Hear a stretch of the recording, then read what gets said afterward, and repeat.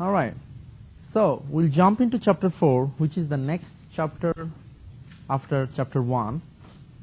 In this chapter, mostly we'll concentrate on the trig part. So we'll be talking about the angles and some measurement of the angles. So we are starting here because we know that we might have to allocate some time for the test. We have a test next Monday. We know that, right? The test 1 is on next Monday, and the quiz 1 is now due because once you finish your homework tonight, it's not due tonight, but you finish your homework for section 1.8. I'm hoping that you will have all the 65%, and then you can try your quiz for chapter 1, which is due by Sunday night, but you can try it earlier, and which is a kind of a review for chapter 1 at the same time. And in case of quizzes, you can try one more time. But anytime you start it, it's just like a one session. You cannot save and log out and resume it again. You just have to complete the whole quiz and submit it at one shot, one session. So, but you have 3 chances. So that's like a practice, and the test is on Monday. But just as a reminder to all of you that make sure you know where the test will be held. I think we just have requested a couple of rooms. I'm not sure which room we'll go, but I'll make sure that we know this before this week. I'm saying by the end of this week, by next 2 days, tomorrow or day after tomorrow. So I'm trying to see whether we can get somewhere here, because I know that a couple of classrooms has computer and we don't have any class at the same time when we are meeting here. So you know, the test will be covering only chapter 1. So we are almost done. We are done with chapter 1, but we want to make sure that we will do the homework and quiz for that chapter. So in chapter 4, again, we will be discussing about the trig part. So in chapter 1, it was mostly geared towards the algebra, because we talked about the functions. But you know, at the same time, the trig and algebra, those are also related, because at some point of trig, you will see you will need algebra, you know.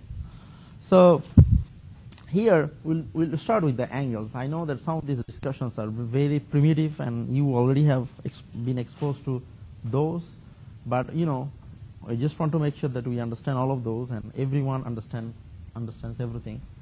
So you know, what is an angle? We know that an angle is basically defined by 2 rays. When you have 2 rays, let's say a ray is a part of line. For example, there is a green ray and there is a red ray. So you just let's say you are moving from green ray to red one, okay? So, and you are creating an angle at the center, okay? Look at the theta. This is a Greek symbol. Mostly we use this symbol in trigonometry to treat the angle. There are several other symbols we use for the angles, but in general this is a very common one. An angle is formed by 2 rays that have a common endpoint, because they must have to intersect, because the angle is created at the center, at the intersection point. And one ray is called the initial side, like the green one, and the other one is called the terminal side, which ends the angle, which is the red one here in our example. And the rotating ray is often a useful way to think how the angles are created. And the endpoint of angles, initial side and terminal side, is the vertex of the angle, because an angle is the standard position is in the standard position if its vertex at the origin of a rectangular coordinate system, if its initial side lies in the positive x-axis. Now, why we need to have this? Because most of the cases we think angle in our coordinate system. Remember, we have like 4 quadrants, quadrant 1, 2, 3, 4, right? So we want to think these angles in our coordinates. So what we want to make sure is, let's say these are our coordinates now, and this is our origin.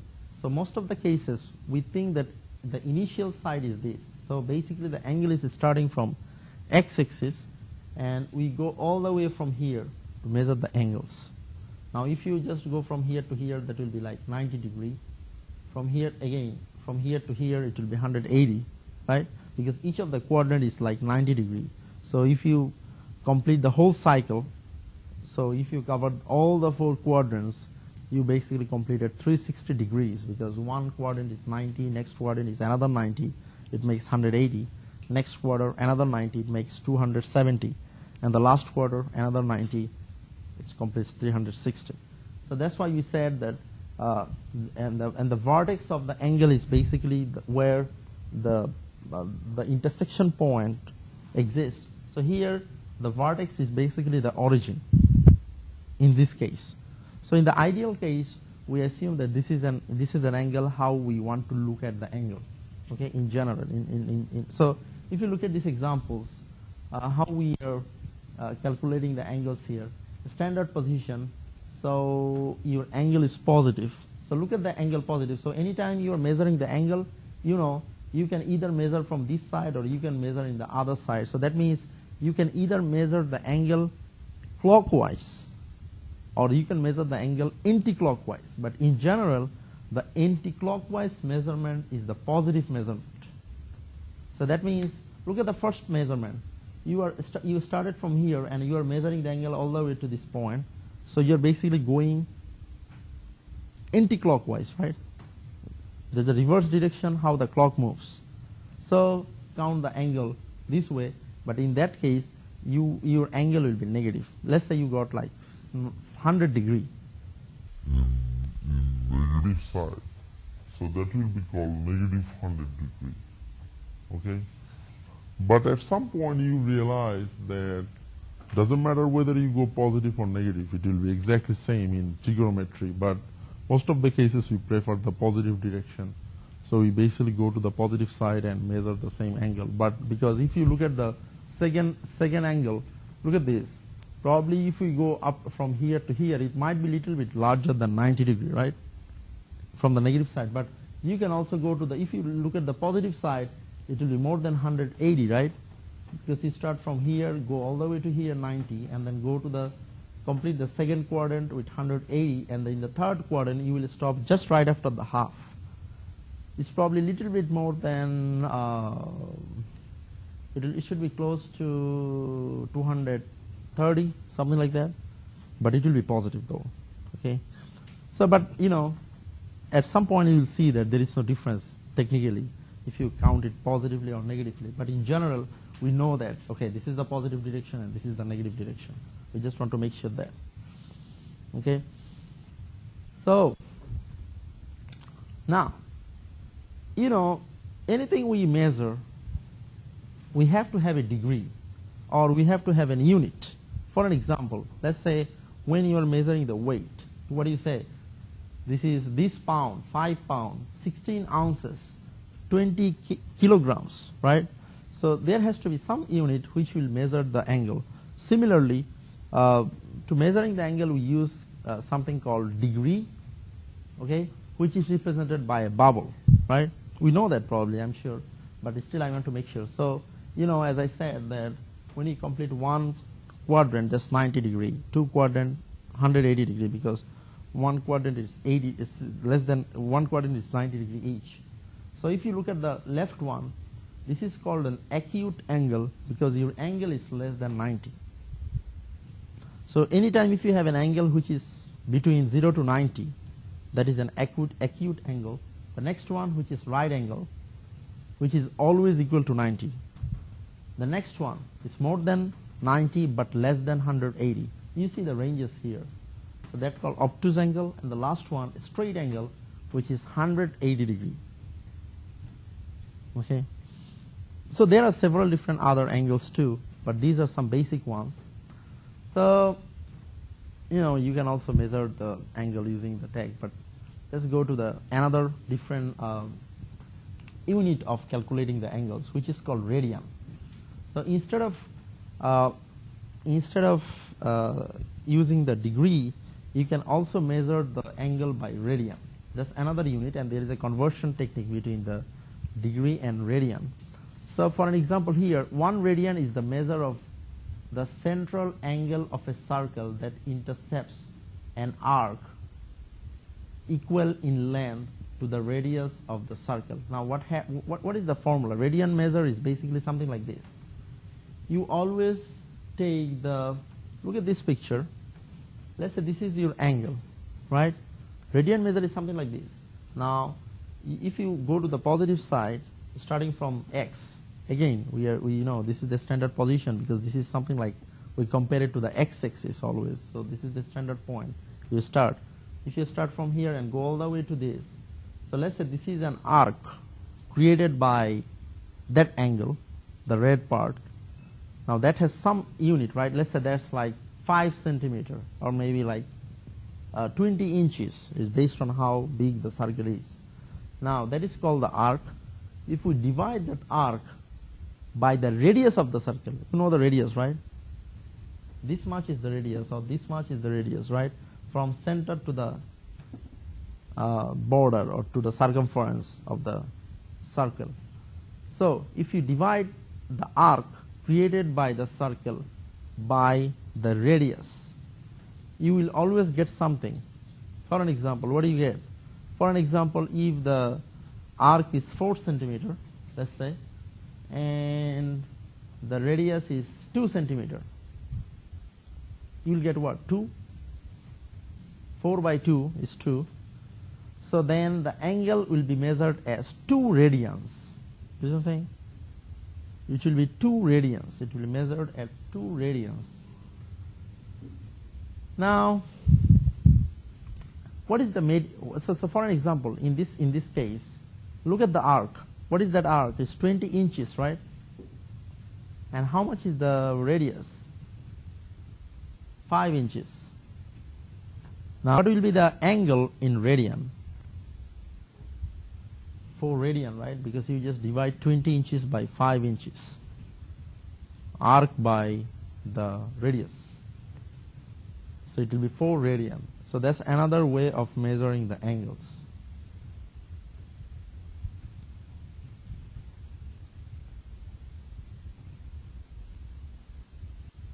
Now, relationships between degree and radians, that's an interesting one. Before we do the relationship, we first want to make sure one important information from here. Let's say you start from here and you completed the whole circle. Now what happens? When you complete the whole circle, I think you probably remember from, I'm sure that in the high school or in DSPM 850 for sure you know it, that the circumference of any circle, doesn't matter what it is, equal to always like 2 pi r. You knew that before? Now, what is r here? R is the radius of the circle. 2 is a constant number. How about the pi? Pi is also a constant number, which is equal to 22 over 7. Okay, in short we write 3.14, but it's not accurate. It's because 22.7, if you do the division, it will never stop. People try to find the fraction after the decimal point. They try to find all the way up to 5 million, but it did never stop. So it's not accurate, but it's approximately 3.14, which is basically coming from 22 over 7. So interestingly, that is a constant which you use to get the circumference. So for any circle, if you do this calculation, that will be equal to the arc. So it doesn't matter what circle you are using or you are referring. If you complete the whole circle, it will be always like the circumference or the completed arc, because you completed the whole circumference, which will be always equal to 2 pi r. Now, what is our formula to calculate the radian? You divide 2 pi r by r, right? To measure the degree. Right? What do you do? Arc by radius. If you do that, it will be 2 pi r divided by r. Just to see how much degree you created at the center. So, if you are dividing 2 pi r divided by r, you will end up with 2 pi. That means what? The angle created at the center is 2 pi at radian, 2 pi radian, right? Now, remember the degree. If you remember the degree, anytime you complete the whole circle, how much angle you create at the center in degree? 360 degree, right? So technically 360 degree is always equal to 2 pi, because once you complete the whole circle at the center, the degree created, the angle created in degree is 360, angle created in radian is 2 pi. So both of those are equal. So technically 2 pi is always equal to 360 degree, and from that relation they come up with the formula for conversion. Okay, from that relation. So to convert the degree to radian, that will be pi over 180. How do you get that? Pi over 180, you divide this by 360. That becomes pi over 180, because there is a 2.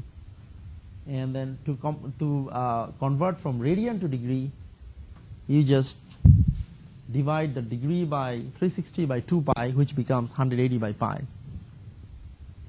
So I'm just trying to give you some sense that how those formulas come into the picture, because 2 pi equals to 360 degree. They are equal. Okay, when some of those are equal, you can use some conversion factor. I'm not sure whether you heard it or not. So it's something like conversion factor. Okay, but it's coming from here, because 2 pi is always equal to 360 degree. Okay, let's see whether we can do some of those examples. Here we have some degrees.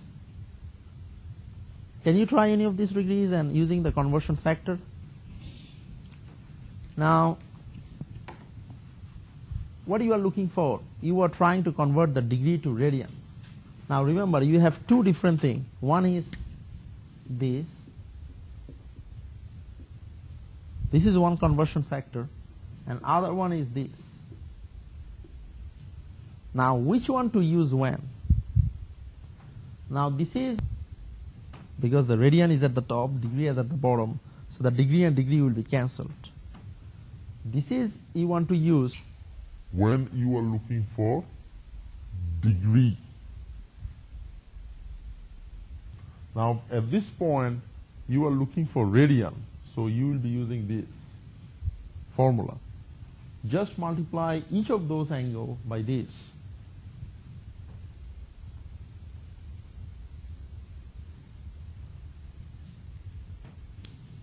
You may keep the pi as it is. I'm saying don't touch the pi. Just keep it as pi. Maybe let's say if you multiply these by 135, then you can do the math between 135 and 180. Whatever you come up with, just leave it as it is, like something pi as your answer. You can always do that. You can always just break down the pi, but in general, that's the convention people use, because they know that the pi is a constant. So we don't want to touch the pi.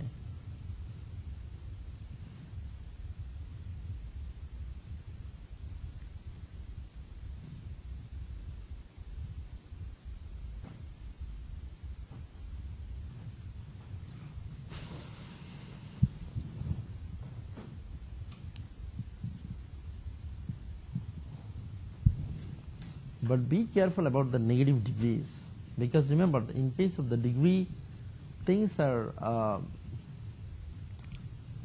in negative, but in case of the radian, the negative doesn't make sense.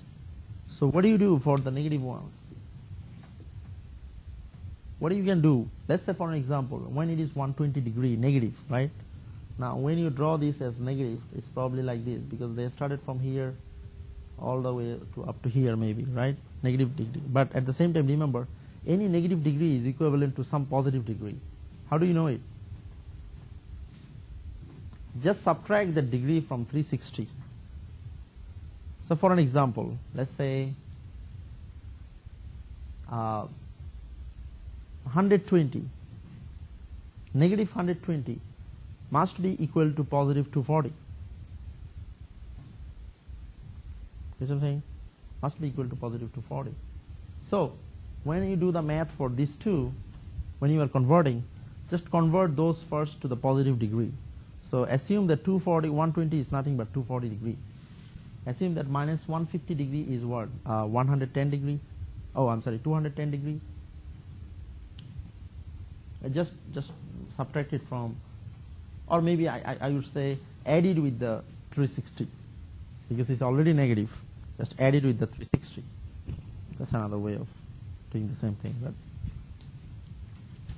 and then do the math. Then apply the, and then multiply with the conversion factor.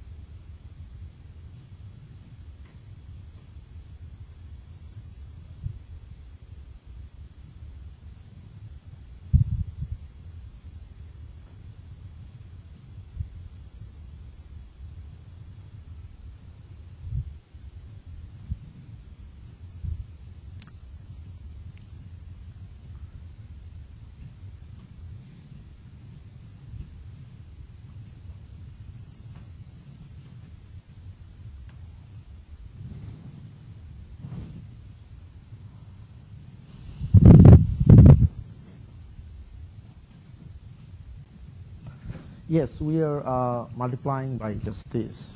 Yeah.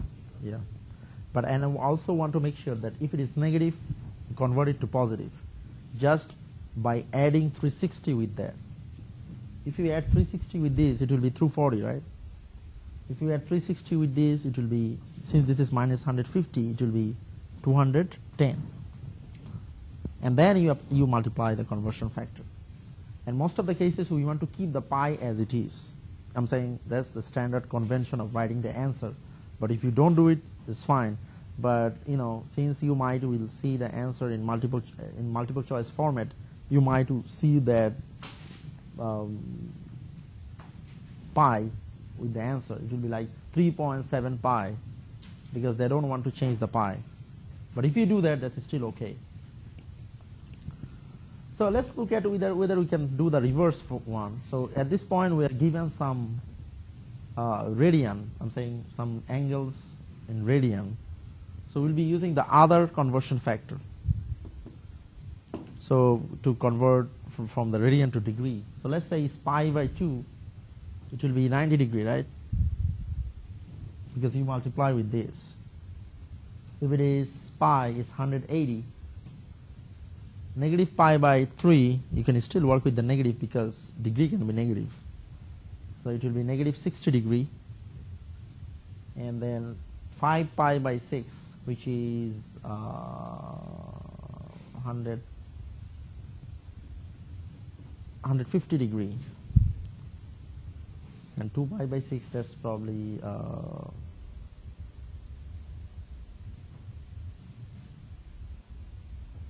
120 degree, right?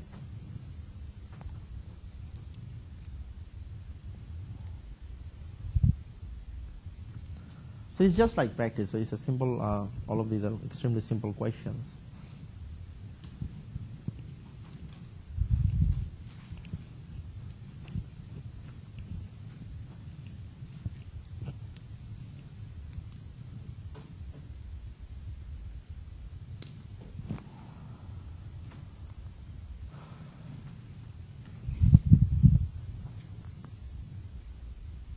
Any confusion in any of these? Anyone has any confusion? All right. So now we'll show you how to do the revolutions and then draw the graph. So for an example here, let's say one revolution is basically in radian. One whole revolution is basically equivalent to 2 pi, right? Because when you just do one revolution, that creates an angle of 2 pi at the center. So technically speaking, if you do the 3/4 of revolution, so it will be like, because if you think this way, that one quadrant revolution is basically pi over 2. That's what I'm saying. Is pi over 2. 2 quadrant revolution is 2 pi over 2, which is pi. The 3 quadrant revolution is something like this, because we are saying that one quadrant revolution is pi over 2. So 2 quadrant revolution will be what? Pi only. 3 quadrant revolution will be 3 pi over 2. And 4 quadrant revolution will be the whole revolution, which is just 2 pi, right? So, you know, that's just how we think in radian, which is again equivalent to something in degree, because we all know that the pi and the radian and degrees are equivalents. So these are some, technically we want to show you that, okay, now can you do this? But remember, here, if you think this way, you will also know that, first of all, there are multiple ways of doing this. One option is, if you don't want to mess up with pi, just convert the pi into degree, draw it, fine, done. If you still want to think in the degree, the first one, look at this.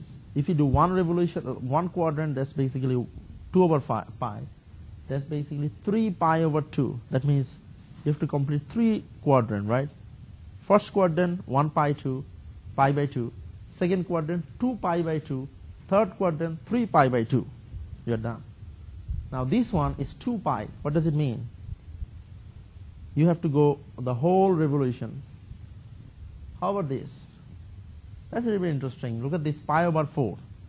So you are basically going pi over 4 7 times, something like this. Now the pi over 4 is basically half of a quadrant. Something like this. Let me see whether I can show you here. So let's see. Now this is basically pi over 4, half of a quadrant. Okay. Now, so when you complete one quadrant, that's basically you are completing 2 pi over 4. Now 4 pi over 4, right? 6 pi over 4. 7 pi over 4 should be here.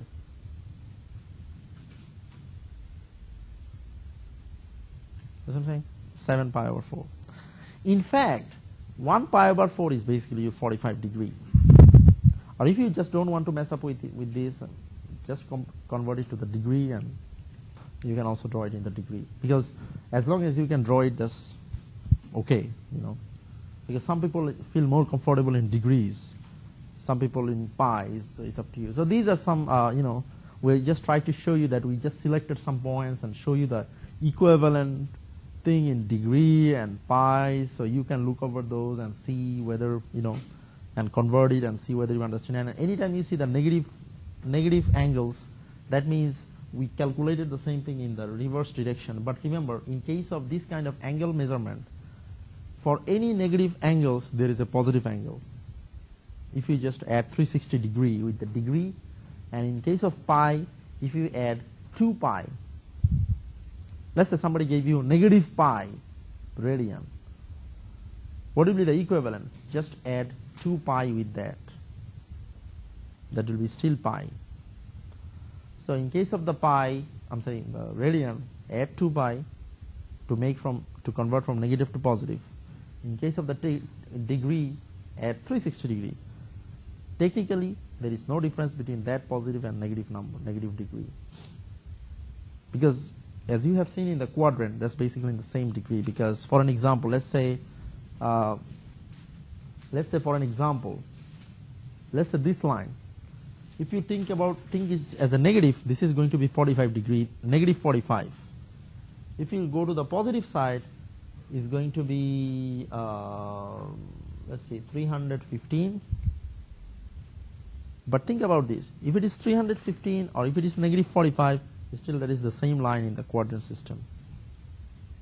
Technically, there is no difference. Something more along the trigonometric functions doesn't matter. It's a positive or negative, you will still end up with the same answer. So there is no risk. You know, there's some kind of idea that how many revolutions, but I don't want you to memorize any of these. Just see whether you understand it, because, you know, we don't calculate anything by memorizing, because, you know, we cannot memorize so many things and apply it in real life, okay? So we just want to make sure that we understand the concepts. As long as you understand it, you should be fine in almost everywhere. All right, so coterminal angles is an angle of x degree is coterminal with angle of x degree plus k times 360 degree. What does it mean? It means, for an example, angles of 460 degree, 420 degree and 60 degree are coterminal. How this it is possible? Basically what happens, sometime in real mathematics or in real life, in some cases, you might have more than one whole revolution. Now what happens then? What happens is you basically run more than 360 degree, right? Is what I'm saying?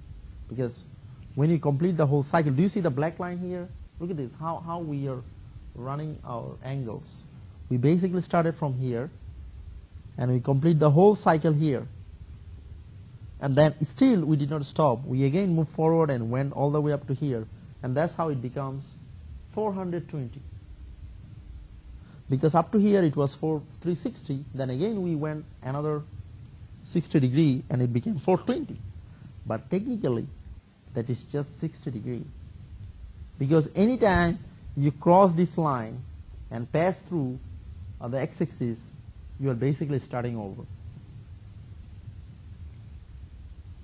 And in most cases there is, not in most cases, in several cases, there is no difference between that. So, but you know, technically we tell those two angles because, you know, since this is like an 60 degree for us, so 420 and 60 degree are coterminal angles.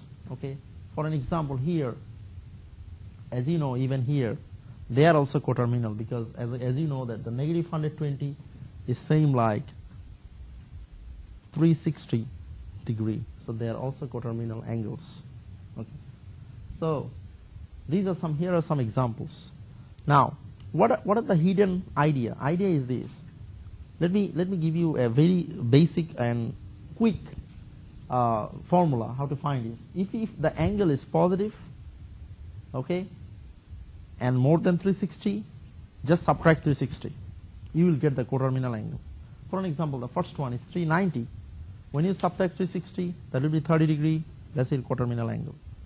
Second one, 405, positive, more than 360. Subtract 360, you will get the coterminal angles. Now, if it is negative, you will add 360. So the last one is 135. You are adding 360. How much is that? 360 minus 125 because you are adding 360. How much you get? It's 225, right? It's 225 degree.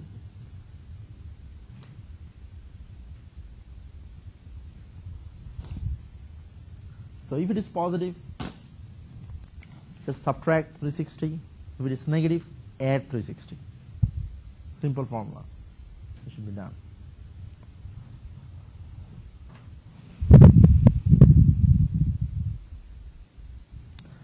Again, same thing. But here, what you can do is, if it is positive, subtract 2 pi. Now, one option is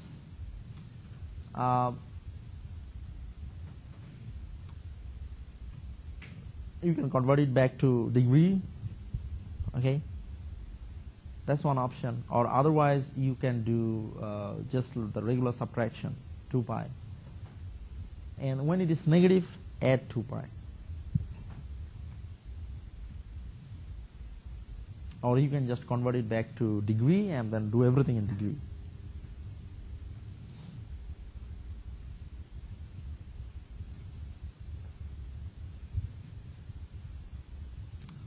Just a reminder, I know that some of you might still have some question, but I know that you have already done it in 850. I just wanted to remind you, have you tried the addition of fraction, right? You know how to do the addition of fraction and subtraction of fraction. You know that, right? For an example. But if you are not, just as a reminder, the reason we don't want to go through this because we know that there is a prereq of this class. For an example, do you know how to add these plus, let's say, these? That's like addition of fraction. we exactly need this here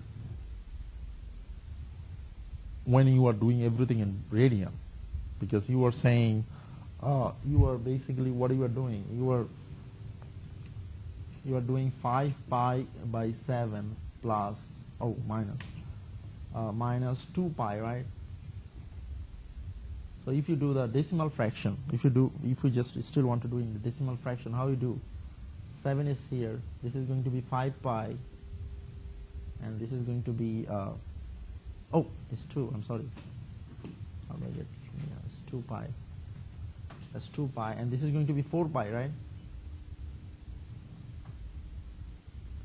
So this is going to be pi over 2. Again, we are just doing the fraction, addition, subtraction of fraction. How you get that? You multiply these two, right? Now, or convert everything back to degree, and then rest is simple, right? You know the conversion factor for between the radian and degree, so you can just try that. And also in the calculator, you can also you can just add the fractions, right? I'm saying these fractions. So when you do in the calculator, you probably don't want to write the pi, because you cannot write don't mess with the pi, because you know that at the end your answer will have the pi. So just 5 over 2 minus 2, you'll get half.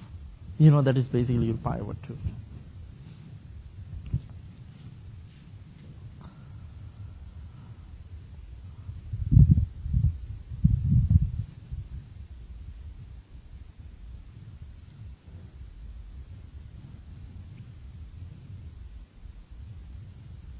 Again, it's the same question. Find a positive angle less than 2 pi or 360 degree that is coterminal with each of the following. That's the same question, because that angle will be less than 2 pi or 360 degree. Now, we are trying to ask a different question. So far, we know how to measure the degrees and how to draw the angles and something towards that direction. But we also can find the length of an arc, given that we know the angle and the radius of the circle. Angle must be in radian. Then we can we know that we can convert the angle back to radian also. If it is given in degree, we can do that. So we are talking about the red part of the circle. Do you see the red part here? Now let's say you have a circle, and the angle theta is given to you. You see the theta here, right? Angle theta is given to you, and you also know the radius. From given the theta and radius, if you just multiply the theta and radius, look at the formula. Just multiply theta and radius, you will know how long the arc is, how long the red part is. So the red part is the arc created by the angle, right? Now, let's look at some example. But remember here, one of the things that you must remember, that the angle must have to be in radian. If it is in degree, convert it to the radian and then apply into the formula. So look at the question. A circle has a radius of 7 inches, and find the length of the arc intercepted by a central angle of 120 degree. Now, first convert it back to radian. How you do that? 120 degree. What is the conversion factor? Here is the conversion factor, right? So you will multiply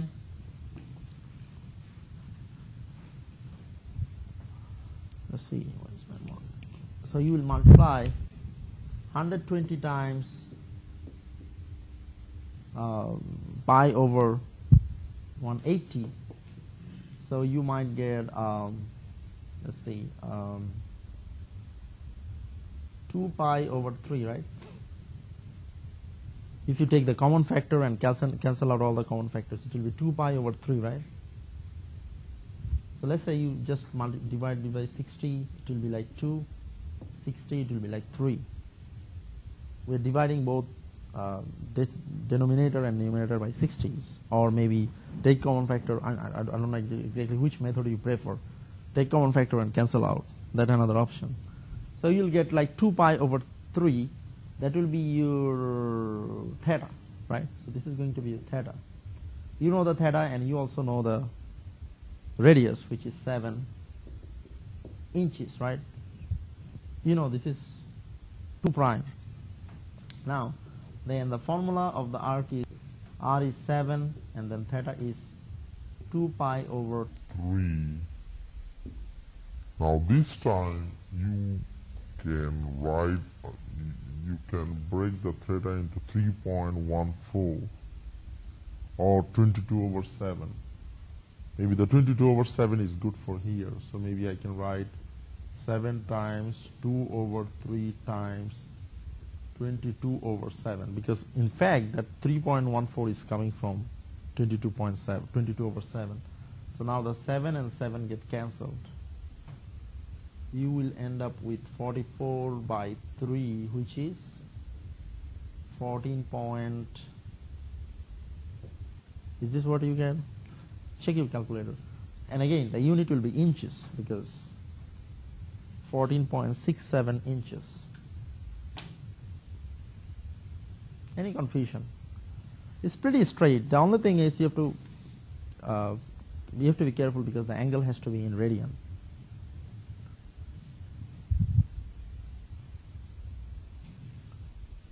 You know, the reason I wrote 22 by 7, because, you know, I don't want to be so accurate, because I thought probably if I write 22 over 7, I can cancel out the 7s. That was the reason I picked 20. But you can, you know, when you are using calculator, probably if you just press pi, because pi is there already set, it will take all the way to the number. And when you see the answer in my MATLAB as a multiple choice, it may not be 14.67, maybe 14.65 or 66, because it depends on what you took for the pi. Because if you calculate using only 3.15, it may be a little bit less than this. But this is like more accurate. But when you have multiple choice, you cannot be so accurate. You depend on what you are given. Same question, so you can probably look at the same question. The only difference is 150 and then that 5. So you convert 150 to pi radian, and then 5 inches is already there. Now, these are some formula. Most of the cases we see this formula in physics, because some of the formulas are coming from physics. But another reason we want to discuss those things here as well, because when you are running on the arc, it's something like you are basically running at a speed around some point. Because think about that the circle, the center of a circle is a point, and then you are running, following a circle around that point. So that's why all these things come into the picture, that if a point is in motion, let's say you are moving over the arc or circumference, and on a circle of radius r through an angle of theta radians in time t, then what will be the speed? What will be your speed? So it's a very simple formula. I'm sure that if you have taken physics, you have definitely seen that. It's basically v equal to s by t. Now the only difference is, in physics, s is the distance you basically you passed, but here the s is basically arc you created. That's basically technically the same thing. The only difference is here you are running over the circumference. So every time you are basically creating an arc. So the s is the arc, t is the time, v is the velocity, because you are trying to measure the speed. And similarly, when the s is the arc, we modify the v by omega. Okay, so this is again small w, is similar to w, but this is a Greek symbol called omega, because we modify that v to w just to differentiate between the regular speed with the angular speed, because you are creating the angle and you are just moving around the point. So that's why it's called angular speed instead of calling it regular speed, just when you run along a road or wherever, a straight line. So it's theta over t. Now why it is, you see, at this point we basically wrote s equals to r theta, and angular speed is theta over t. So these are the formulas. So s by T, which is coming from V, is R theta over T. So it's basically R times theta by T. So most of the cases, if you know the formula, you'll be able to answer the question. So remember, just again, I probably will forget, that's why I want to mention it right now. During the test, you will have access to all the formulas. So I'll give you, I'll see whether I can, but I'll make sure that I'll give you the list of all the formulas you have in those chapters. For an example, okay, so you don't have to basically memorize the formulas, but you will need to know which to apply when. You have all of the formulas, so you don't have to memorize any of the formulas. So the linear speed in terms of the angular speed is basically V equals to RW or R omega. I think I should probably say it omega. So this is an example, and we'll see whether we can solve this equations, solve this problem. A windmill in Holland is used to generate electricity. Its blades are 15 feet in length. Think about the windmill, and because look at the windmill here. Blades are 15 feet in length. The blades rotate at 8 revolutions per minute. Okay. Now find the linear speed in feet per minute at the tops of the blade. Now what you are given, first of all, you are given that the blade are 15 feet in length. From here, what do you know? Blades are what? Now look at the rotation of the windmill. If it is rotating, it's basically creating a circle. Okay, so you can compare that as a circle, and you can compare each of these blade as a radius. So when you know that its blades are 12 feet in length, that means 12 feet is the radius of the circle. So you know the radius. What else you know? So the blade rotate 8 revolutions per minute. 8 revolutions per minute. So what do you know here, from here? 8 revolutions per minute. Look at the earlier slide. What you can connect from here?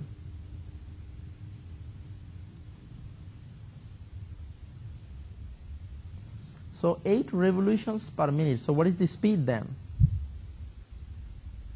Now look at this. For 1 revolution, how far you can go? 2 pi, right? It's 2 pi. Now for 8 revolution, how far you will go? 16 pi, right? Look at this. 1 revolution is 2 pi, right? If you make 1 revolution, it's 2 pi. It's 2 pi. So the 8 revolution is 16 pi. So basically the speed is 16 pi per minute. So you are given the speed. This is what I'm saying?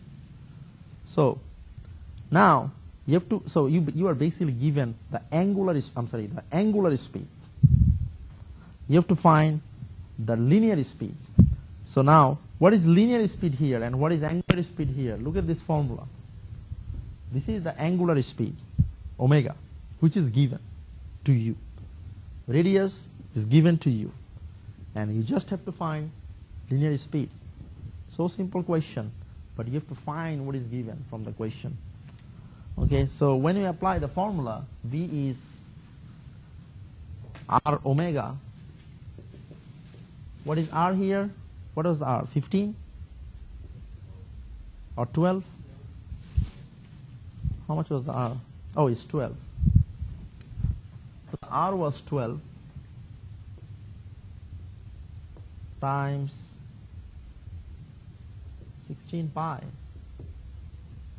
And the question was asking the answer in feet per minute. Oh, so you are fine, because we are already in feet per minute, because this is in feet, right? And this is in per minute. So you are already feet per minute, so you don't have to do any change for the unit conversion. So just do the math, you will have your answer. What is 12 times 16? 192, right? It's going to be 192 pi feet per minute.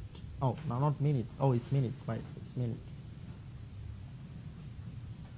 So, but remember, in such questions, the questions are simple, but you have to understand what is given, okay? So, think about the real life examples. So try these two, because I know that you will be able to do that, because these are just finding the collateral one, and the earlier one was what? Again, convert the angle from degree to radian. I'm sure that we know that, right? We just know the conversion factor. So multiply 150 by pi over 180. And what will be the answer? 6, I think 5 pi over 6, right? Right answer may be B. So we completed 4.1 as well. So next class tomorrow we'll start from section 4.2. So you can also try the homework, which is open for 4.1.